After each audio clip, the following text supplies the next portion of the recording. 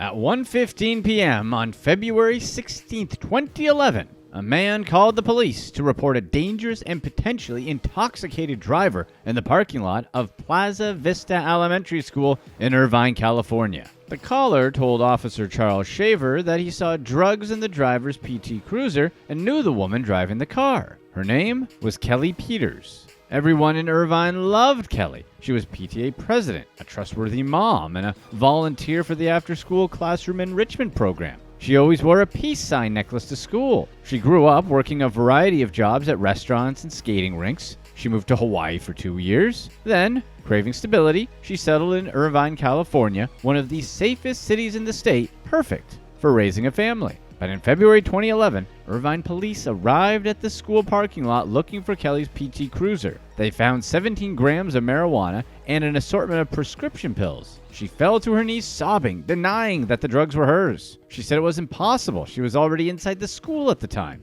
Charles Shaver was a veteran in law enforcement, a sniper on the Irvine police SWAT team, and an NCIS investigator with the Marines. "Those aren't mine" was an excuse he had heard countless times. But unlike other busts, Kelli passed all of the sobriety tests. It seemed like the drugs were in plain sight, waiting to be discovered. When Officer Shaver called back the original 911 caller, there was no answer. The number he gave was fake. He asked to search Kelli's apartment, and she agreed. They found nothing. Something did not seem right. Kelli had an enemy. Jill and Kent Easter were a wealthy power couple. They were Stanford and Berkeley Law School alumni and successful lawyers in Irvine. They lived in a big white house with 3 kids and a cat. The perfect suburban life. But there was something darker. The Easters hated Kelli. So after the police found drugs in her car, Kelli believed the Easters had planted them. To her, they weren't a power couple. They were, quote, the couple from hell. 1 year before the drug bust, Kelli was trying to rally the kids after a rowdy tennis class at the Afterschool Enrichment Program. She lined them up and walked them through the building to meet their parents outside. But the Easter's 6-year-old boy had been slow to line up. Amid the chaos of lining up the others, Kelli accidentally left him outside. One of the tennis coaches found the boy and walked him to the front desk.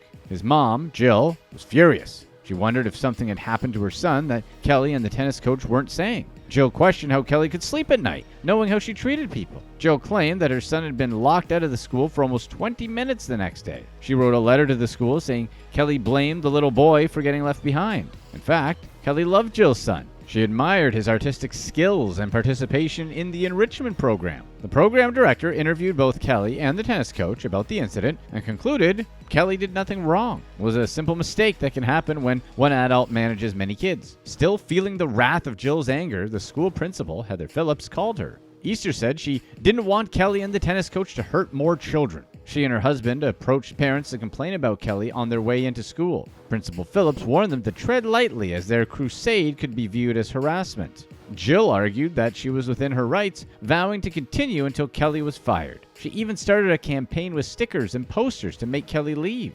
Jill asked Irvine police to look into the situation, but the police found no evidence of a crime. Things were getting blown out of proportion.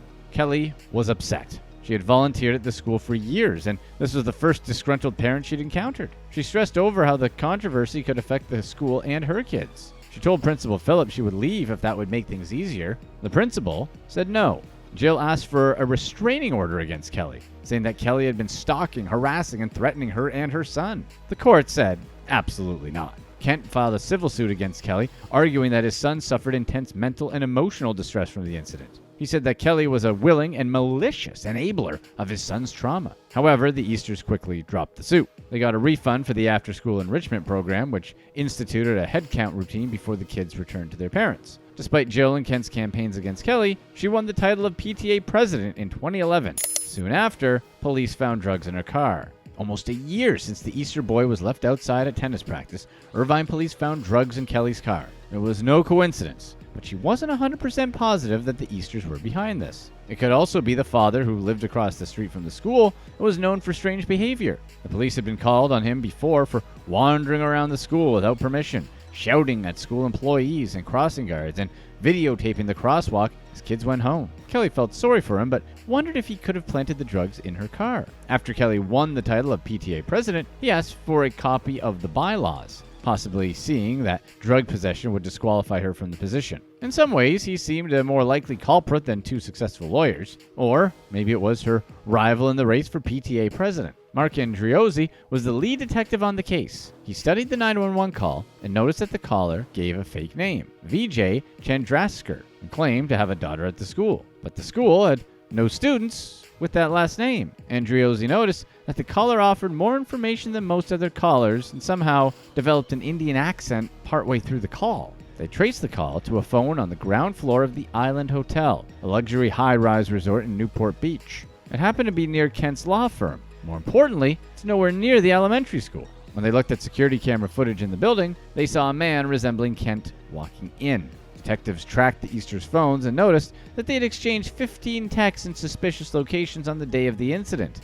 some near their home and some near Kelli's apartment complex. After months of investigation, police finally had enough evidence to search the Easters' home and Kent's Newport Beach office. First, they wanted to play it cool. They arrived at Kent's employee parking garage in plain clothes and asked him if something had recently happened at Plaza Vista Elementary. Kent spoke willingly about his son getting locked out of the school, but there was no reason to rehash the past. The police asked if he knew Kelli Peters, and suddenly, Kent grew frustrated. He said he didn't know her and asked if he were being recorded. Detective Andriozzi told him he was. Kent said he wanted a lawyer, and Detective Andriozzi served him with a search warrant. They searched his car and found diet pills in a bag identical to the one they had found in Kelli's car. Police went to the Easters' home, where Jill was playing basketball with her daughter. She refused to speak to them, but the couple's smartphones were seized as evidence. A month after finding the drugs in Kelli's car, police called her with solid evidence the Easters had planted them. However, after a year of investigation, they never arrested anybody.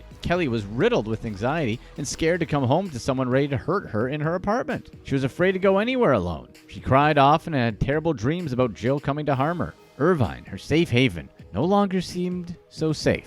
Their lawyers told the Easters that they wouldn't be arrested without advance notice. They could arrange bail ahead of time and avoid handcuffs, a luxury for those with money and legal protection. But in June 2012, the Irvine police obtained warrants for the arrests of Kent and Jill Easter. This was especially lethal to Kent's career as a partner in the law firm and the family's breadwinner. Police found their DNA on the drugs planted in Kelli's car. Though there was more evidence against Kent, Jill took the fall. As a lawyer, she knew that this quasi-confession meant that she and Kent could be tried separately. There was relatively little evidence against her, and a good chance she would be found not guilty. So if she got a not guilty verdict, she could confess to planting the evidence in Kent's defense case so that he could be found not guilty too. Because of the double jeopardy rule, the court could not try her for the same crime. But the motion was denied. They had to stand trial together. At trial, Kent was painted as the emasculated husband. He was the victim of a manipulative wife who forced him to participate in a felony. When Kent took the stand,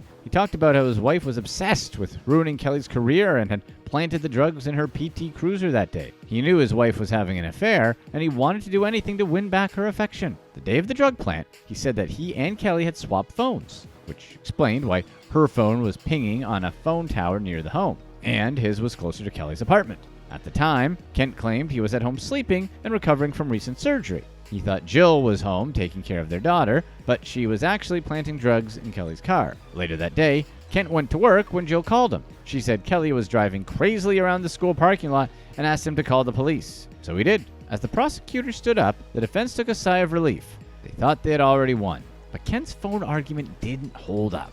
Why would Jill leave her phone, which Kent claimed to know the passcode to, at home? Wouldn't that phone have evidence of her ongoing affair? What would have been the reason for them to switch phones? The jury did not reach a verdict that day because one woman pitied Kent. A few months later, there was another trial with a new jury. This time, Jill took the stand. Jill and Kent were both disbarred, faced jail time, and owed $5.7 million to Kelli in compensatory damages. Kent contemplated taking his own life so Jill could collect his life insurance. She objected to the idea. Meanwhile, Jill thought about fleeing the country with the children. He filed for divorce, and Jill petitioned for custody. Thus began a nasty court battle that brought out Kent's drinking problem and Jill's love affairs. More than 5 years after the Easters' guilty verdict, their personal lives have not recovered. Jill changed her name to Ava Everhart. Kent filed for bankruptcy and has a hard time dating. He still speaks about his ex-wife as if they're still in love. Kelli now walks through the streets of Irvine without worrying about people trying to take down her reputation. She feels safe again.